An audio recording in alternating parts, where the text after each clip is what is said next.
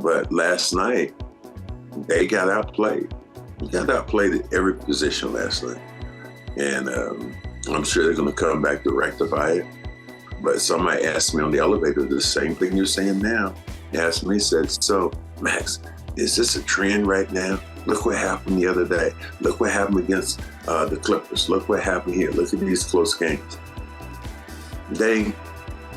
Championship teams, championship people winning championships find a way to get energy to win these games. Last night, I was very disappointed in how they played and how they responded.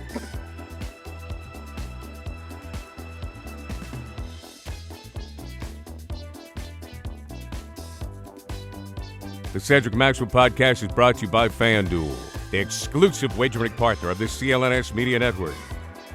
It's another episode of the Cedric Maxwell podcast. I'm Josue. He is Cedric Maxwell. The Boston Celtics heading into a weekend where people are going to welcome Marcus Smart. Of course, we'll talk about that. The matchup Sunday night, even though he will not be in uniform, he will be back at TD Garden as a member of the Memphis Grizzlies for the first time. But I'm sure Max is trying to get right into the Celtics-Lakers game because I know you're confused just as I am as to what happened, what transpired in that game where the Lakers were playing without Anthony Davis, without LeBron James, without any issue, really, right? I mean, we saw some competitiveness in the sense of the game being relatively close, but for the most part, they cruised to a double-digit victory, Max. 114-105.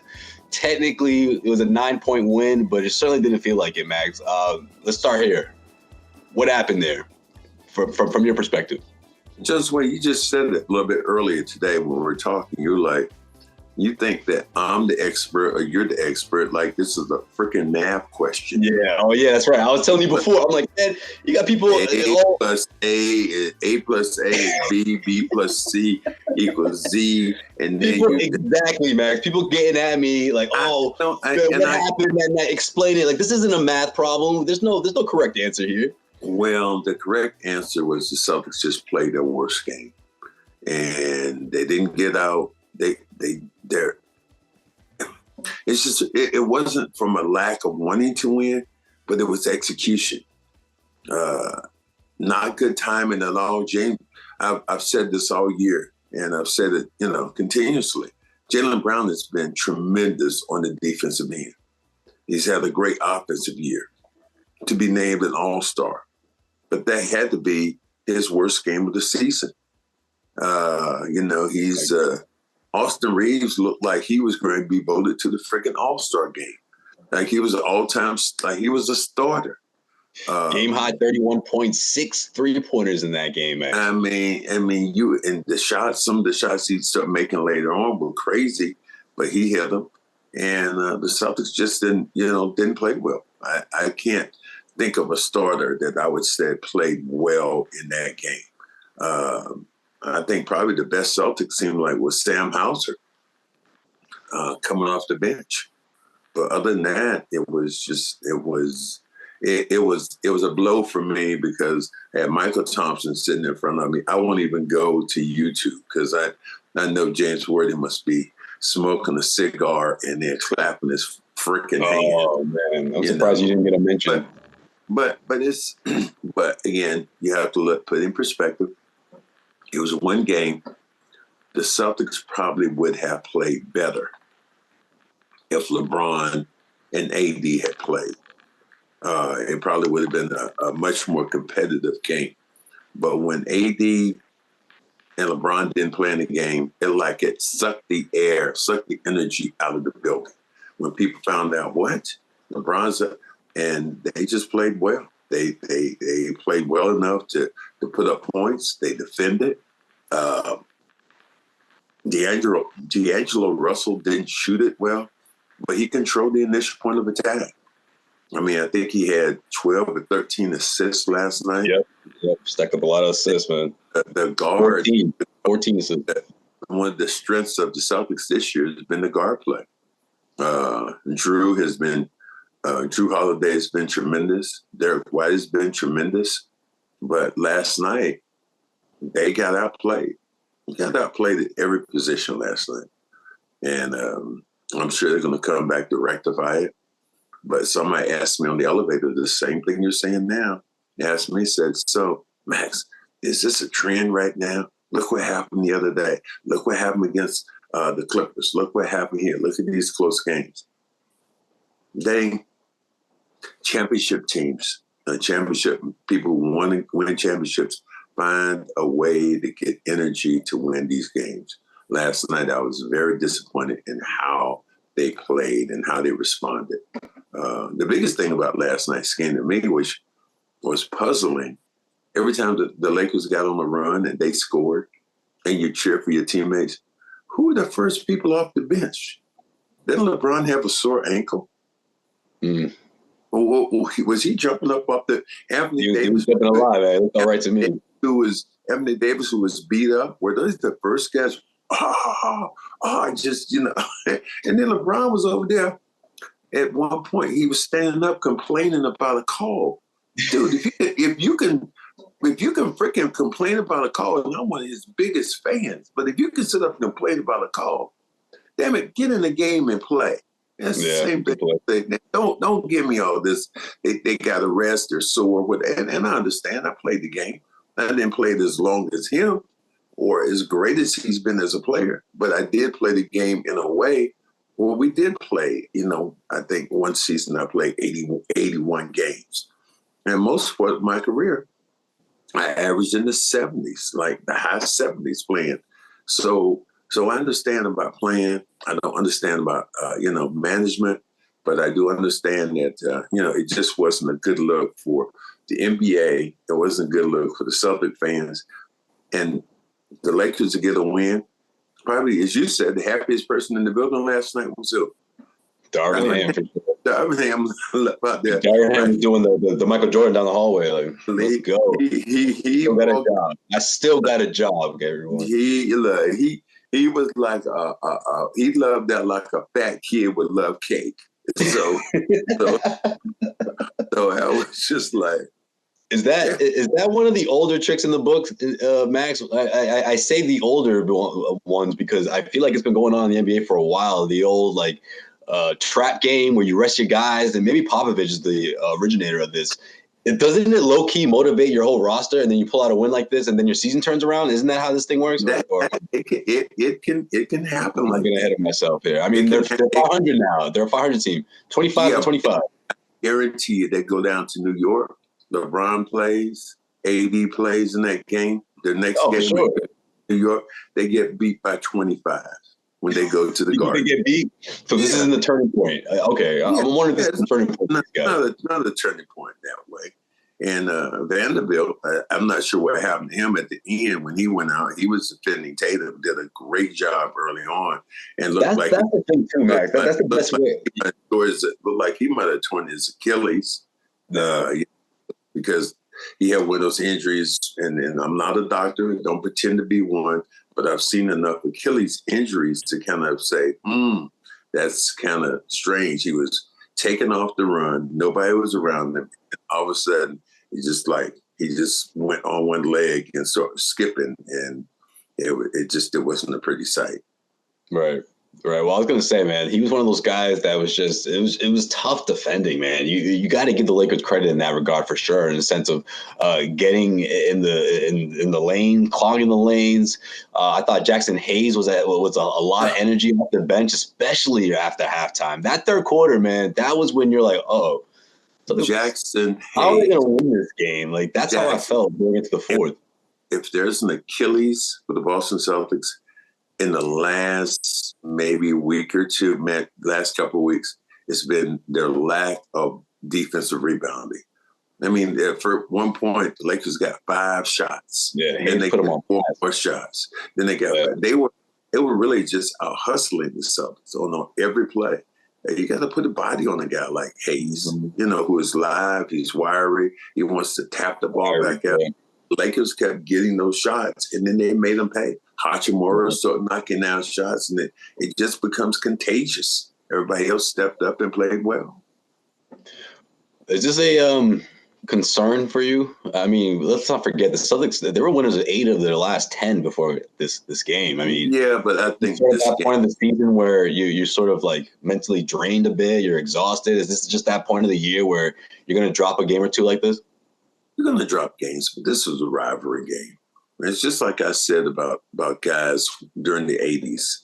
When the schedule would come out, the first thing you would do when the schedule came out is you would circle these big games. And I know I'm going to be here. We're going to be doing this and doing that. Mm-hmm. Now players don't look at it. It's like, oh, load management, Anthony didn't play. I understand injuries, but, at least I will say this is at least the teams are making those superstars come out on the bench.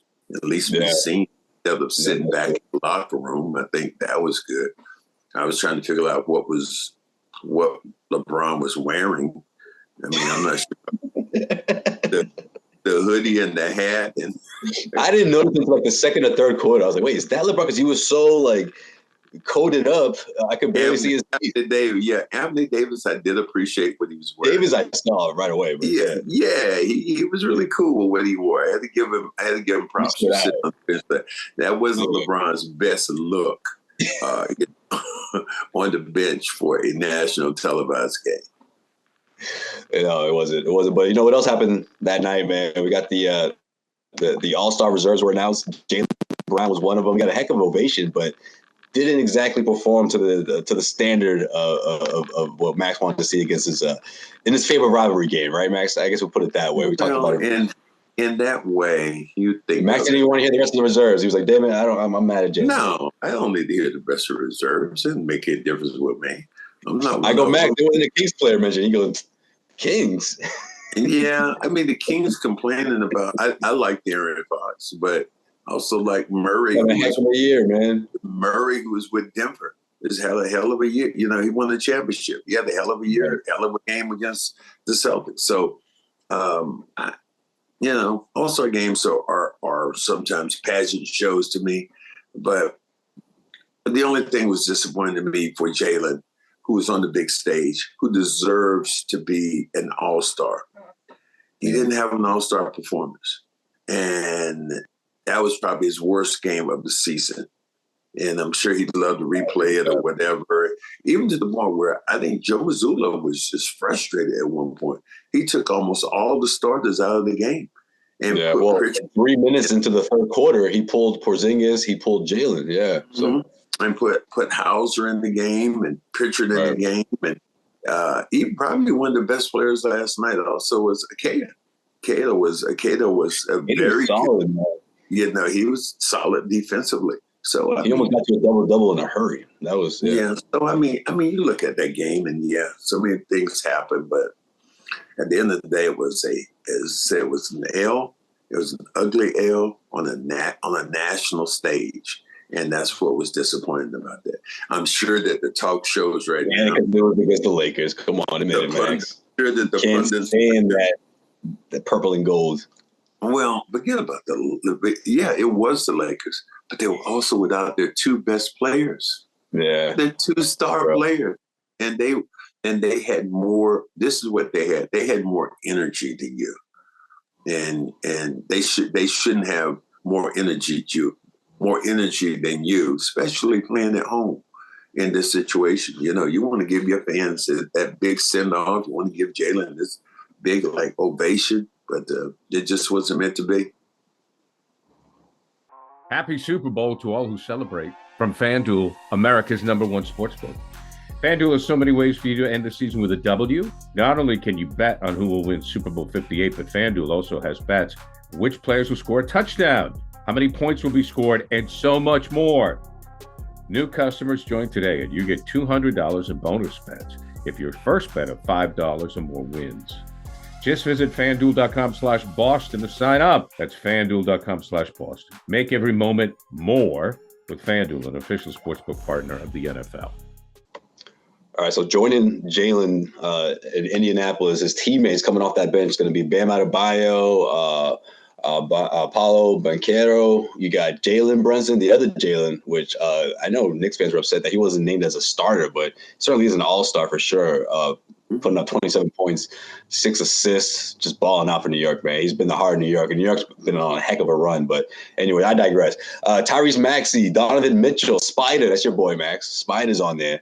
And Julius Randle, but Julius Randle went down with an injury recently, so I guess he's not going to make it to Indianapolis. But does Kristaps Porzingis get the call? What do you think? He could. I mean, I think he's been good. He's been good enough to be it. Is Derek White going to get the call? Derek White's probably been one of your more consistent, one of your best players. You know, he has to be leading the league right now in block shots from the guard position. Right. So, and of course, Mac, I don't know if you heard, but Joel Embiid, he suffered a torn meniscus Friday night or Thursday night. So he's most likely not going to play as well. So yeah, he got a couple injuries there. But yeah, what were you going to say? Well, I think that the other thing people are talking about too is this whole thing about 65 games or that you have to play in order to be to qualify to be an MVP. I mean, I understand the numbers, but and you think that's fair? I heard somebody on First Take the other day, and they talked about it. They said the players, not anybody else, the players made this one of their rules. They accepted that.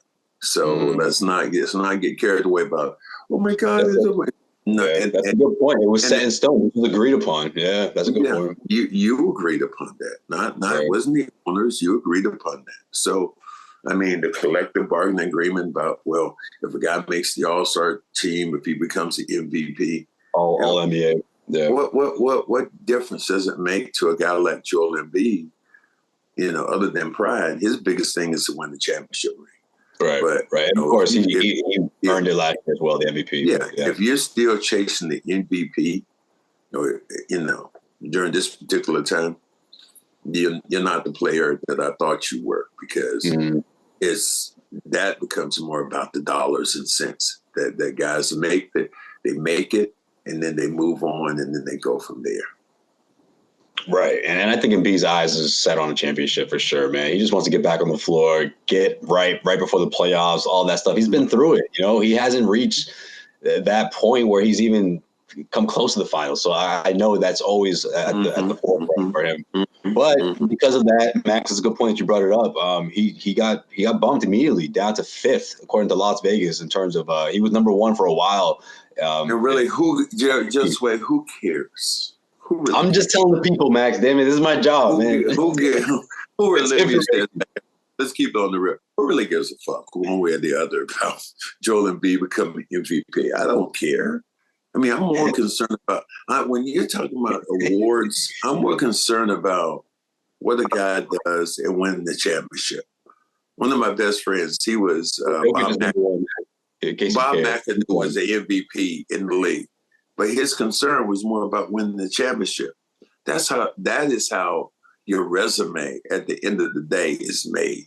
That you are a 2-time champion, 3-time champion, whatever it is. MVP, those are nice. Those are nice regular season things. Even the finals MVP is more important to me than, you know, regular season MVP. I mean, you put in work at the biggest time. So look, yeah, there's some crazy stuff about it. Yeah, you know how it goes, Max. Every year there's like, oh, this guy was snubbed, that guy was just like, well, you know, if there was 20 players per team, it'd be much easier, right? I mean, that's why it's everybody's always gonna get snubbed. I mean, I knew every year, it didn't even matter what I did. I knew every year I wasn't going. I mean, the year I was at MVP in the finals, the next year I got a lot of votes, but hell, when you got Robert Parrish playing with you and Kevin McHale and Larry Bird and Dennis Johnson and Nate Archibald, your chances of going to All-Star game are probably nil. So, so as I would say, get over it. Get over it. It's not the end of the day. It's not going to make you or freaking break you. I still think Porzingis was snubbed, but that's neither here or there. He'll get that call. Damn it. All right, going into the weekend, Max, like I said, man, Marcus Smart back in Boston as a member of the Memphis Grizzlies, will not be in uniform, but he's already given out tickets for his for that game as a part of his Young Game Changer Foundation, which I think is super cool, man. Even though he's not a Celtic anymore, still contributing to the community, still trying to hook people up with tickets. And of course, I'm sure he's looking forward to what's going to happen Sunday night.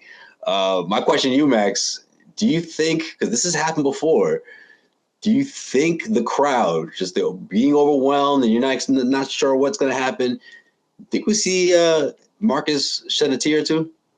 Is that possible? Marcus is a very emotional person. And I've talked that tribute can get you sometimes, man. You know, I talked to a couple of people who were in the front office, and they started talking about the tribute.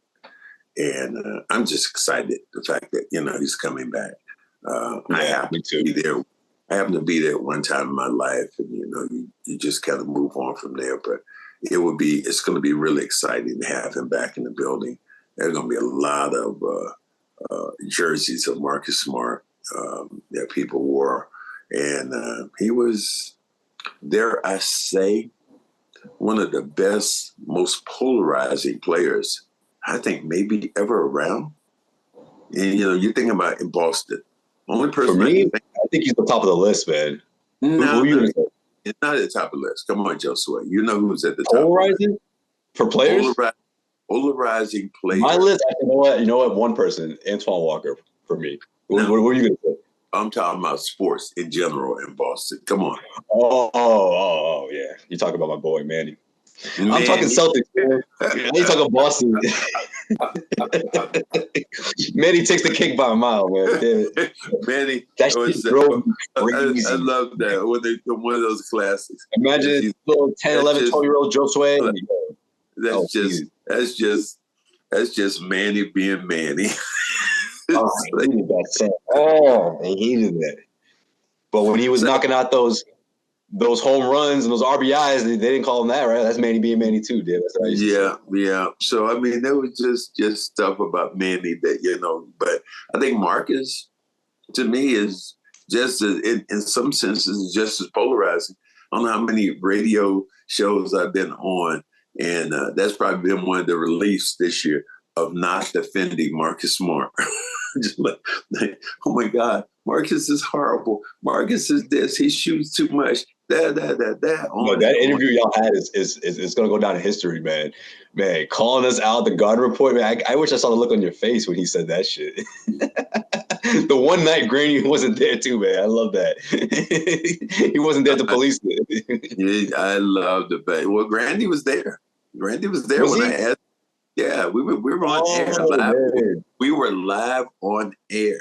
And what did Grady say? His eyes must have been this large.